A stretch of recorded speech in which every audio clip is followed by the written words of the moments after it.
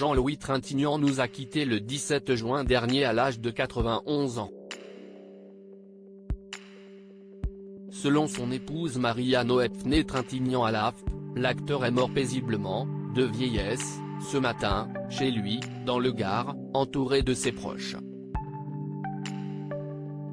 Jean-Louis Trintignant laisse derrière lui, une carrière riche de plus de 60 ans et aussi, son fils Vincent, né de sa liaison avec Nadine Trintignant, également mère de ses 2 filles, Pauline et Marie Trintignant, mortes respectivement en 1969 et 2003. Jean-Louis Trintignant n'a jamais vraiment aimé Paris. C'est au cimetière du Pont de Justice à Nîmes que Jean-Louis Trintignant a été enterré le 22 juin dernier. Un lieu différent de celui de sa fille Marie qui repose au cimetière du Père-Lachaise à Paris.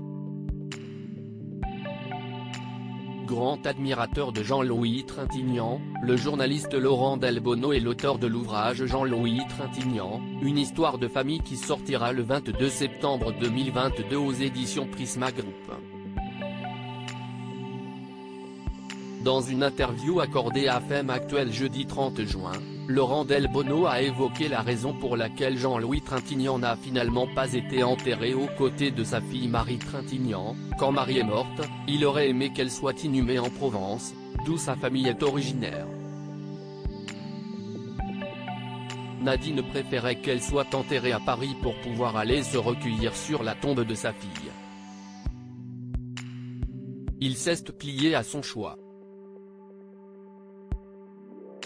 Jean-Louis Trintignant est très attaché à ses racines et se considère comme un provincial à Paris, ville qu'il n'a jamais vraiment aimée.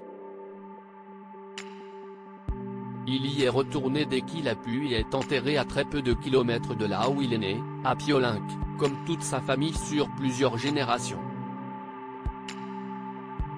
Dans cette interview, l'auteur de Jean-Louis Trintignant, une histoire de famille, a également décrit la relation très fusionnelle que Jean-Louis Trintignant entretenait avec sa fille Marie et aussi le message du père à la défunte. Il a eu cette phrase très belle à l'enterrement: « Ne pleure pas de l'avoir perdu, mais réjouis-toi de l'avoir connu ».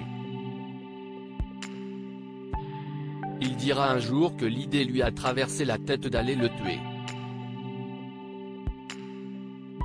Une phrase qui fait allusion à Bertrand Cantat, coupable de la mort de Marie Trintignant.